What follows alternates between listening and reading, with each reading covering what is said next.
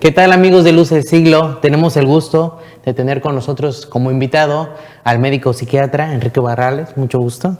Hola, ¿qué tal? Gracias por la invitación. Vamos a platicar un poco aquí de ciertos tópicos acerca de la psiquiatría, que son muy importantes para iniciar el año y que están en la boca de muchas personas. Como primer punto, médico, me quisiera explicar un poquito toda esa parte de ciertos mitos y prejuicios que han habido acerca de la psiquiatría. Bueno, en realidad la psiquiatría es una especialidad de la medicina que a lo largo de toda la historia ha tenido justamente muchos mitos y prejuicios debido a que justamente pues ataca una de las partes de la salud más delicadas, ¿no? Que es la salud mental y sobre todo porque atendemos entre muchas otras cosas, a las personas que pierden la razón. Entonces, esto hace que esté relacionado con situaciones de lo que se llama la locura, es decir, el poder vivir totalmente fuera de la realidad, que es lo que puede pasar en algunas enfermedades mentales. Pero como en todas las especialidades, pues no es todo lo que atendemos. Entonces, finalmente, cuando una persona por motivos de ansiedad o de depresión, o de dificultad de la concentración o algunas otras situaciones tiene que buscar ayuda con psiquiatría, pues se enfrenta justamente a esto, a que la gente lo ve mal porque piensan que se están volviendo locos y que además no visualizan que inclusive las personas que están perdiendo la razón pues también tienen una enfermedad mental. Claro, hemos visto que prácticamente los han encasillado, ¿no? Ustedes a los psiquiatras como una rama que atiende personas de un sector muy pequeño, ¿no? Cuando realmente ustedes atienden inclusive hasta temas de sexología. No sé si nos puede platicar un poquito más de esto, que es muy importante también. Bueno, en realidad no todos los psiquiatras atienden sexualidad humana, aunque todos en medicina estudiamos sexualidad humana. Pero pues obviamente ya dependiendo tus estudios o tu profesionalización o tu especialización, pues entras más de lleno en ciertos temas. Entonces, la sexualidad humana no solamente nos toca atenderla a nosotros, pero somos parte de las personas que tendremos que atender los problemas. Esto debido a que pues, los seres humanos desarrollamos nuestra sexualidad a partir de situaciones emocionales, de pensamientos y sobre todo del contexto cultural en el que nos desarrollamos. Entonces, obviamente no es únicamente algo biológico o algo genital. Entonces, bueno, pues todos esos componentes entran, pero bueno, por supuesto que habrá cosas que tiene que atender un urólogo o que tiene que atender un ginecólogo. Digamos que en sexualidad humana, por ejemplo, es un área en la que tiene que entrar un equipo dependiendo cada paciente y qué necesita cada paciente. Excelente. Y por ejemplo, la psiquiatría, a comparación con otras especialidades, ¿también tiene lo que es medicina preventiva? Sí, por supuesto. Es difícil porque como todo el área de medicina preventiva pues requiere de recursos, los cuales en salud mental siempre han sido mucho más escasos. Pero sí, definitivamente se puede hacer medicina preventiva. Y de hecho la medicina preventiva en salud mental es prácticamente lo mismo que en las patologías crónico-degenerativas. Es decir, como diabetes, hipertensión, colesterol alto. Porque si bien es cierto que en todas estas patologías, incluidas las mentales, hay un componente genético, los estilos de vida pueden hacer que disminuyas tu riesgo de que te dé la enfermedad o bien inclusive si de todos modos te toca, te da, bueno pues entonces por lo menos que el impacto no sea tan grande y que el tratamiento te funcione mucho mejor. Entonces en esa parte es en la que se hace una medicina preventiva. Claro, y por ejemplo, a comparación de otras alternativas, ¿hay ciertos síntomas o en la cuestión de psiquiatría es como por ejemplo la cuestión de la diabetes, que es silencioso, los síntomas o cómo se expresa en este caso? Sí, obviamente en relación a lo que preguntabas, que de la medicina preventiva, parte de la medicina preventiva es justamente la detección oportuna. Entonces los síntomas tienen que darse a conocer a la población para que la gente sepa que existen cosas que pueden ser de la vida cotidiana. Por ejemplo, a todos nos duele la cabeza de vez en cuando y eso no significa que tenemos ya un tumor cerebral o una migraña, pero no es normal estar teniendo dolor de cabeza cada rato. Entonces ahí sí, pues seguramente hay un problema que hay que investigar y atender. Entonces pasa en nuestra área con, por ejemplo, la tristeza, el desánimo, el desgano, la apatía, la irritabilidad, el no concentrarte, el no dormir bien. Son cosas que puede pasarnos a todos de vez en cuando, un día, 2 días, pues no pasa nada, pero si esto empieza a ser constante, se está instaurando una enfermedad y entonces ahí es donde las personas tendríamos que acudir a atendernos. Excelente. Usted como médico psiquiatra, usted sí recomienda, por ejemplo, siempre ha existido como este tabú de que pues realmente la psiquiatría es para personas adultas o de tercera edad. ¿Cree que también es conveniente que los infantes vayan al psiquiatra? Bueno, en todas las edades tenemos riesgo de diferentes enfermedades. Entonces, cuando eres niño, pues obviamente te puedes enfermar más de unas cosas que de otras y lo mismo de adulto y lo mismo de adulto mayor. Cuando somos niños tenemos riesgo a ciertas enfermedades mentales y más que nada son las que inician en esa etapa, como el déficit de atención, la ansiedad intensa o inclusive la depresión. Hay otras enfermedades que es más raro que ocurran en esa edad, no imposible, pero es mucho más raro.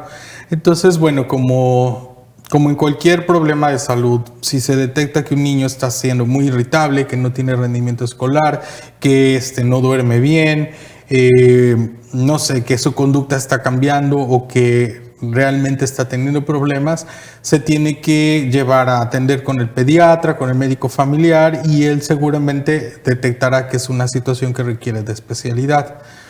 Entonces, por eso es muy importante sí revisar, sí valorar, ¿no? Entonces, hay formas de detectar patologías en niños y y sobre todo, pues no dejarlo pasar, porque de ahí depende pues todo el futuro de un ser humano. Claro, es el punto más importante que igual considero. Y ahora que estamos hablando de eso de los infantes, para usted, ¿cuáles son los casos más complicados? Ya sean niños, adultos o personas de la tercera edad, donde se tiene que ver un proceso inclusive hasta más largo. Lo que hace complicado la atención a un paciente con enfermedad mental es el entorno. Es decir, si el entorno es favorable, si la familia, los amigos están informados, entienden o tratan de entender qué es lo que está pasando, de qué se trata la enfermedad, de qué se trata el tratamiento, pues obviamente las posibilidades de mejora son mayores, aún en enfermedades muy graves como esquizofrenia o enfermedad bipolar, o las deteriorantes como las demencias como enfermedad de Alzheimer. En los niños, hablando de hiperactividad, que es tan difícil porque pues los niños son súper inquietos, a veces con el tratamiento mejora la atención y concentración, pero siguen siendo muy inquietos. Entonces, eso es lo más difícil, el entorno. Por otra parte, también el acceso a los servicios de salud, porque aunque en este estado ya empieza a haber más, sigue faltándonos mucho más cobertura, ¿no? Exacto, seguimos radicando en la parte de que no logramos entender a nuestros familiares, pero por ejemplo en el punto exacto de la psiquiatría geriátrica, que es para esas personas, es un labor, imagino que muy amplio, ¿no? Para todas esas personas o nuestro público que no conozca, es toda la especialidad de la psiquiatría para personas mayores. Entonces no sé si nos podría abundar un poquito en esto. Es un punto muy importante. La atención del adulto mayor requiere recursos, es caro, porque pues, claro, generalmente son enfermedades de deterioro. Hay tratamientos, desafortunadamente los tratamientos no están cubiertos en las instituciones públicas todavía. Entonces es costoso por los tratamientos y por lo que necesitas para atender a las personas. Pero eso no es lo único importante, también es que son enfermedades desgastantes para quien cuida al paciente. Y aquí hay un tema inclusive de sexismo, porque a la atención del adulto mayor se le destina a las mujeres. Entonces, y bueno, se delega más bien a las mujeres. Entonces, bueno, pues no todas las familias pueden pagar un cuidador y aún en el cuidador es donde Claro. se ha estudiado el desgaste. El desgaste se empezó a estudiar, uno de los grupos donde se estudió fue en los cuidadores de adultos mayores. Entonces, básicamente eso es lo que hace difícil la atención. Pero bueno, hay tratamientos, eso también es importante saber. Hay tratamientos para aminorar los aspectos más graves del deterioro en el adulto mayor, como son el cambio de ciclo de sueño-vigilia, que muchas veces dejan de dormir un día entero o se duermen en el día y están despiertos toda la noche, y los momentos de mucha angustia y mucha confusión. Para eso hay tratamiento. Entonces, aquí lo importante es que hay que hacer una correcta capacitación de quien va a cuidar a los pacientes. El ideal que tendría que hacerlo sería algún enfermero profesionista que capacite a los familiares que van a cuidar al paciente y sobre todo generar un espacio seguro. Por eso te digo que es complejo, porque hay que ver desde las cerraduras, desde los escalones, desde la iluminación. No, claro, que la familia esté involucrada, esté informada, que inclusive el Estado mismo proporcione los servicios. Y que toda la familia esté involucrada, porque lo que te decía es típico que se le deja a una hija, a una nieta o a la nuera, y pues al final no hace mucho uno de los investigadores en Alzheimer decía que había que ser buenas personas, pero en la vida, para que si te tocaba tener demencia, pues fueras por lo menos una persona más tranquila, porque la realidad es que cuando desarrollas demencia, todos los aspectos de la personalidad se intensifican. Entonces, si fuiste muy, muy difícil para relacionarte con las personas, pues a lo mejor hubo mala relación con esa nuera y entonces pues en ese momento las personas pues no tienen filtro y entonces le van a decir cosas horribles a las personas, ¿no? Entonces pero bueno, independientemente si fuiste buena o mala persona, pues si te toca tener esta etapa de la vida con un proceso de demencia, pues definitivamente es difícil por el hecho de que el cuidado se delega. Entonces como que nadie se quiere hacer cargo de ese paciente, y en nuestro país no tenemos la cultura de las estancias para adulto mayor, que es una buena opción cuando están bien instaladas y cuando hay porque pues ahí tienes personal capacitado. Seguimos teniendo la idea de que llevar a un adulto mayor a una estancia es abandonarlo, inclusive las mismas personas no lo desean porque sienten que es como si los van a tirar a un lugar, cuando en realidad eso puede ser una buena opción porque es mucho más seguro para el paciente mismo y mucho menos complicado para el entorno. Y que tienen experiencia, ¿no? Claro, la capacitación. Y por otra parte, bueno, independientemente de la parte de demencia, también hay que considerar que la esperanza de vida actualmente es mucho más larga que en las décadas anteriores. Entonces tenemos que hacer mucha medicina preventiva, de lo que me preguntabas hace un rato. Entonces, bueno, pues tenemos que hacer ejercicio mental, alimentarnos bien, tomar vitaminas indicadas, e inclusive ya hay medicamentos de lo que se llama medicina antiedad. Y bueno, ese es un nombre como muy comercial, pero que tiene que ver con mejorar la calidad de vida cuando ya somos adulto mayor, porque pues por lo menos para la esperanza de vida actual, por lo menos son 20 a 30 años de vivir como adulto mayor. Entonces es algo que tienes que prever y lo tienes que hacer desde antes. O sea, sí se puede hacer cosas cuando ya estás en esa edad, empezar a tomar suplementaciones, pero si lo empezaste antes, pues obviamente no la mejoría, sino el aporte de este tipo de suplementaciones es mucho más eficaz que, bueno, si ya cuando tienes 60 empiezas a tomar lo que haga falta, ¿no? Claro. Usted como psiquiatra recomienda precisamente que nosotros, nuestro público, podamos visitar un psiquiatra e inclusive por cita, o sea, sin la necesidad de un estudio previo. ¿Se puede hacer esto? ¿O es recomendable llevar todo un proceso para que, como en las otras especialidades, nos refieran en este caso? Sí, generalmente los pacientes llegan por referencia de otro médico o inclusive de algún psicólogo o de algún terapeuta. Es lo más común. sí es cierto que también ya hay mucho acceso a la información. Entonces, si tú detectas que tienes cierto tipo de problemas, como los que ya describí hace un rato, tristeza constante, apatía, desgano, desmotivación, ya duró mucho tiempo, no duermes bien, tu apetito ha cambiado, y pues buscas la información y te das cuenta que probablemente tienes depresión, probablemente tienes ansiedad, puedes pedir también una cita directamente. Si tienes duda, bueno, igual y lo consultas primero con un médico general o con un médico familiar. Excelente. Por ejemplo, hay un área en la psiquiatría que no es muy común y que creo que está faltando en nuestro estado, lo que es la psiquiatría forense. ¿Cómo ve usted el panorama para nuestro estado, por ejemplo, en esta área?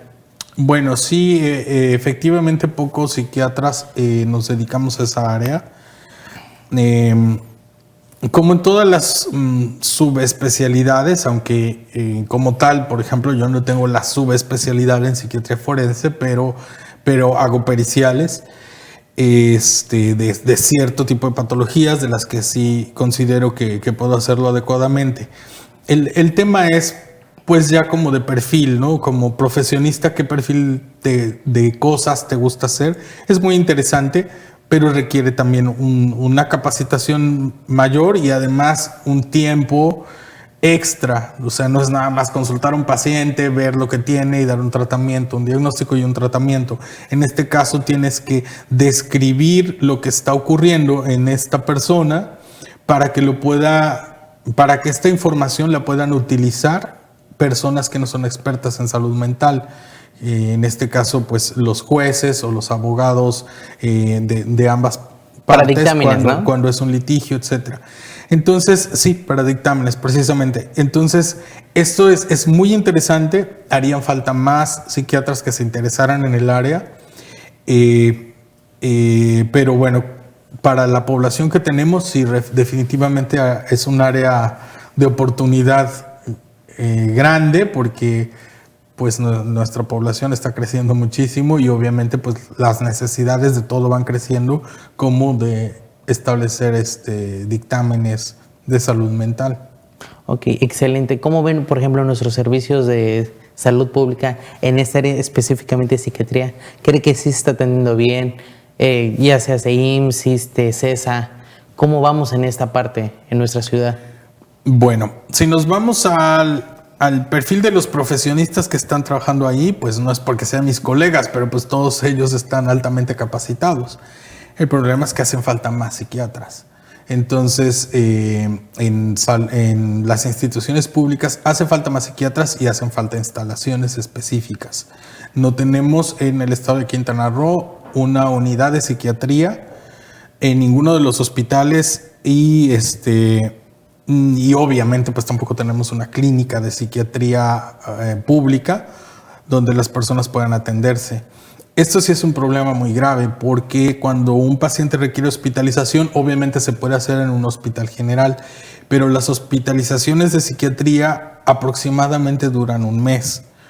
No se requieren tantas instalaciones sumamente especializadas como un hospital de oncología, por ejemplo, pero sí requieres considerar que tus pacientes van a estar más tiempo, porque es lo que toman en recuperarse. Entonces estás ocupando tiempo de horas, de días cama de un hospital más prolongado que en otras áreas. Entonces sí se necesita una institución de salud mental. Claro, porque las necesidades son diferentes, ¿no? Claro. Entonces, en muchas ocasiones tenemos que canalizar a los pacientes a estados vecinos, generalmente a Campeche, donde tienen un hospital psiquiátrico muy eficiente, muy eficaz, pero pues ellos también luego están ya muy saturados, porque el hospital está pues calculado para la población de Campeche, no para Campeche y Quintana Roo y parte de Yucatán. Y el Hospital Psiquiátrico de Yucatán vivió una situación muy difícil los últimos años. Entonces, por temas de políticas de salud pública y de salud mental en específico, que bueno, fue una situación terrible. Describirla sería tema de toda una conversación. Entonces, pues se puede decir que afortunadamente están retomando las cosas como deben de ser, porque imagínate que inclusive los psiquiatras los sacaron del hospital psiquiátrico y los mandaron a atender pacientes en hospitales generales. Y bueno, fue un caos y sobre todo quienes más lo sufrieron fueron los pacientes porque finalmente fueron los que dejaron de recibir la atención. Al punto al que voy es que sí hace falta tener una institución de salud mental específica donde podamos hospitalizar a algunos pacientes y que tiene que ver con lo que me preguntabas al principio, los mitos.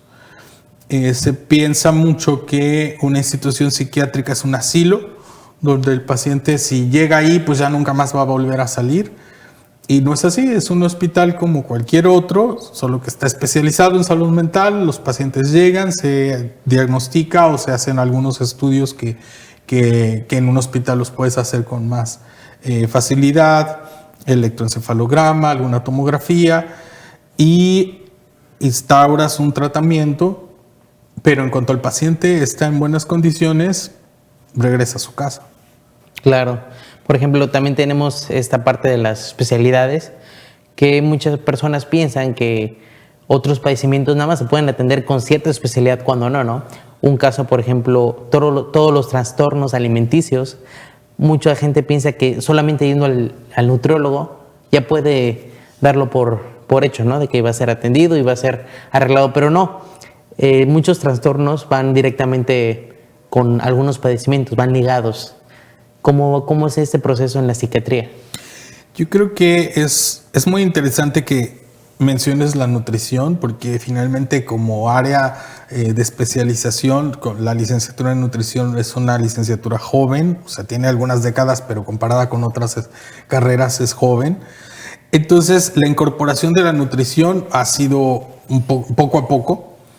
Pero justamente eso es lo importante, considerar que el nutriólogo es una parte importante del equipo de salud, pero los trastornos de conducta alimentaria tienen que ver o con situaciones de ansiedad intensa, con situaciones de autoestima baja o inclusive con situaciones de una autoimagen alterada.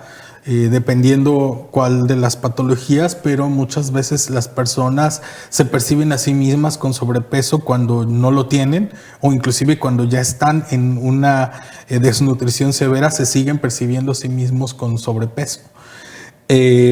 O tienen una situación de que no pueden controlar la cantidad de comida, etc.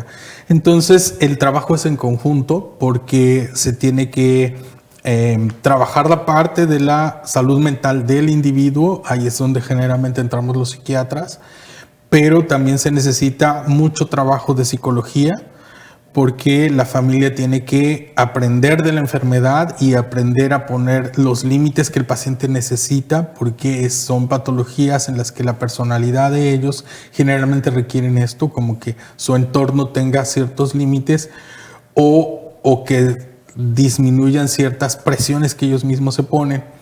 El caso es que es un trabajo fuerte porque se requiere todo el equipo de salud. Esa es una de las patologías en las que necesitamos trabajador social, psicólogo, enfermero, nutriólogo, psiquiatra, medicina interna y a veces endocrinólogo. Entonces, es un claro ejemplo de por qué hacen falta Claro, porque es algo alarmante, ¿no? Es algo que se tiene que atender. Y porque necesitas mucha gente, entonces es muy difícil ir de aquí para allá para tener todas las atenciones. Cuando tienes un centro de atención, pues es más probable que ahí tengas a todo el equipo de salud.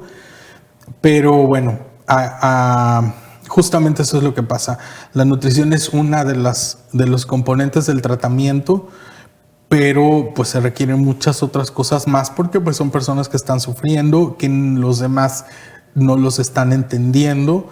Y que muchas veces se piensa que lo que tienen solo es un capricho o que solamente es algo pasajero y que ya va a pasar, cuando son patologías en las que se puede dañar mucho el organismo y la mortalidad sin tratamiento es muy alta. Claro, porque corre en peligro la vida, ¿no? Sí. Y por ejemplo, lo mismo sucede en este caso cuando llega alguien con algún problema con adicción. ¿También se tiene que abordar desde diferentes áreas? Exactamente, también ahí el trabajo ahí es prácticamente interdisciplinario porque inclusive en adicciones muchas veces parte de la mejoría de las personas requieren de los trabajos de los grupos de autoayuda, pero también se tiene que ver individualmente qué necesita la persona. Con esto sí quisiera aclarar que no es que todas las personas que tienen una adicción tienen que atenderse con psiquiatría, pero sí existen tratamientos que les pueden ayudar a muchos de estos casos, cuando hay un componente de ansiedad intenso o cuando lo que les llevó a la adicción fue justamente el no saber qué hacer con síntomas psiquiátricos como ansiedad o depresión o inclusive con psicosis. Entonces muchas veces están mezclados y es lo que llamamos patología dual. Hay personas que pueden salir de una adicción con psicoterapia solamente o psicoterapia más grupos de autoayuda como AA o NA, pero muchos de estos pacientes también requieren venir a psiquiatría y la parte de espiritualidad a muchas de las personas les ayuda muchísimo porque pues obviamente los seres humanos somos seres espirituales, casi todos tenemos un componente de espiritualidad. Entonces en adicciones justamente es como que todos tenemos que aportar algo para ayudar a estas personas y los familiares además necesitan aprender a vivir con estas situaciones y ahí es donde existe el tratamiento para lo que se llama codependencia. Entonces es difícil, la verdad es que es una de las áreas más fuertes porque bueno, pues también tienes que comprender que hay recaídas, tienes que tenerle paciencia a los pacientes. Uh-huh. Y también, bueno, no todo el mundo atiende adicciones, pero pues es parte de la salud mental. Fíjese que a través de la historia se ha como construido un relato de que la medicina está siempre, o no siempre, pero la mayoría de ocasiones peleada con la espiritualidad. En este caso usted argumenta que en caso de la psiquiatría no es así. Pues en realidad es parte de los mitos que tiene mi carrera, yo solo como psiquiatra, como médico.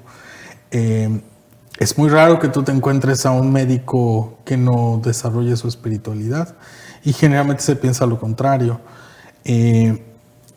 Y bueno, tiene que ver con que a veces algunos temas que son como muy difíciles a nivel social tienen un punto de vista religioso que a veces está encontrado aparentemente con los puntos de vista biológicos, pero ahí yo creo que lo que pasa es que a veces a quien le preguntan, pues sí le preguntan a algunos grupos su opinión, pero generalmente los médicos no nos preguntan cuál es nuestro punto de vista en relación a temas que son álgidos.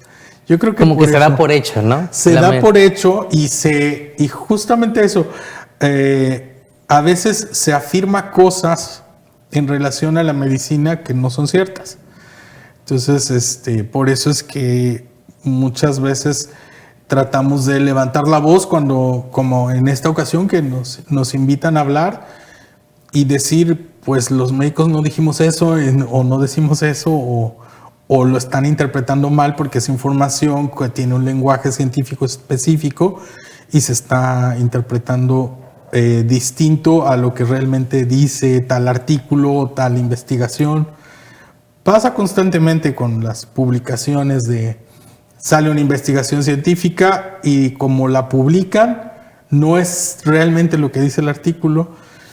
Y bueno, pues tiene que ver, por ejemplo, con el tema de espiritualidad. Digo, si habrá médicos que se consideren fuera de la espiritualidad, pero hay que considerar que aún dentro de las personas ateas, viven, la mayoría de ellos también viven una espiritualidad y un desarrollo humano y entonces pues es muy raro encontrar una persona que no tenga un desarrollo espiritual, pues que la mayor parte de las veces lo relacionamos con lo religioso, pero pues no necesariamente es espiritual sinónimo de religioso. Excelente, yo tengo entendido que usted tiene una especialidad en este caso en humanística.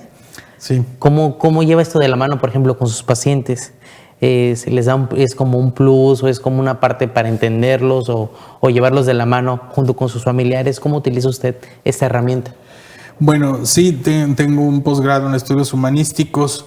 Yo creo que eso ha sido de mucha utilidad pero sobre todo para entender la parte de la ética en mi carrera y en otras áreas, porque bueno, finalmente, pues como también soy docente, lo sabes bien, entonces mi trabajo más fuerte es justamente en la capacitación, en la reflexión sobre la ética, porque la ética, como todas las ciencias, pues tiene su parte teórica, pero lo más importante es cómo lo llevamos a la práctica. Entonces, en eso es en lo que más me ha ayudado, y en el desarrollo de algunas pequeñas investigaciones en cuanto a justamente religiosidad y medicina, la muerte y medicina. Entonces son más que herramientas para la atención del paciente, yo creo que me han dado herramientas para entender mi profesión mucho más sólidamente. Excelente. Por ejemplo, ya hablando precisamente en la especialidad de urgencias médicas, me imagino que igual como en otras especialidades es otro proceso, ha de ser inclusive hasta otro medicamento. ¿Cómo lo llevan ustedes como psiquiatras ya cuando se atiende una urgencia médica? Bueno, la atención de urgencia en psiquiatría es muy interesante. Lo que se requiere es que el personal de los servicios de urgencias obviamente estén capacitados y sensibilizados en la atención de los pacientes, porque tienes que, como médico, determinar, e inclusive los enfermeros, determinar si el paciente está o no en capacidad de decidir en ese momento para no poner en riesgo su vida o inclusive la integridad de otros.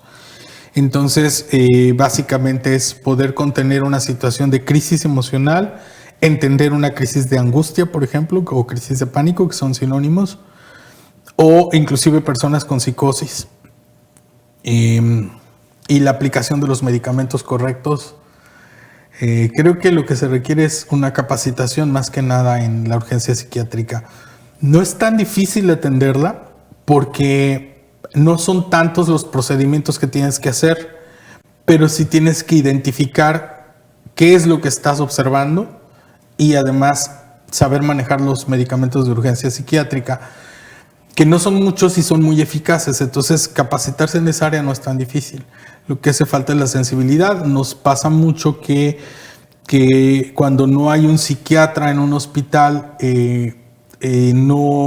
no hay esta constante comunicación, y a veces, por ejemplo, pacientes con intento de suicidio los regañan, les ponen una inyección que les causa dolor para hacerlos reaccionar, cuando pues eso no es lo que el paciente necesita. Lo que el paciente necesita es tranquilizarse, bajar su nivel de ansiedad, y pues con eso podemos evitar que una persona se quite la vida. Claro, precisamente. Y estamos llegando al final de esa entrevista. Si usa usted como médico psiquiatra agregar algo para nuestro público. Yo creo que lo más importante es no quedarse con dudas.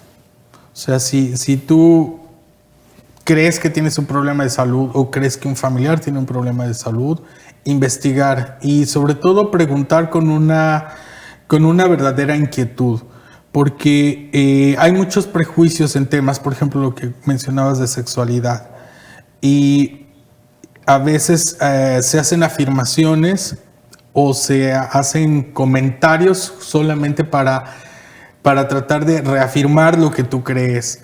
Si tu acercamiento es con un verdadero interés por comprender más a otras personas, te deja mucho más retroalimentación y te permite ser mucho más empático con otras personas.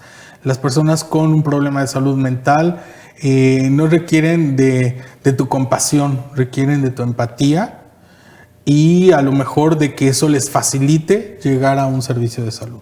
Excelente, muchísimas gracias por asistir. Gracias a ti.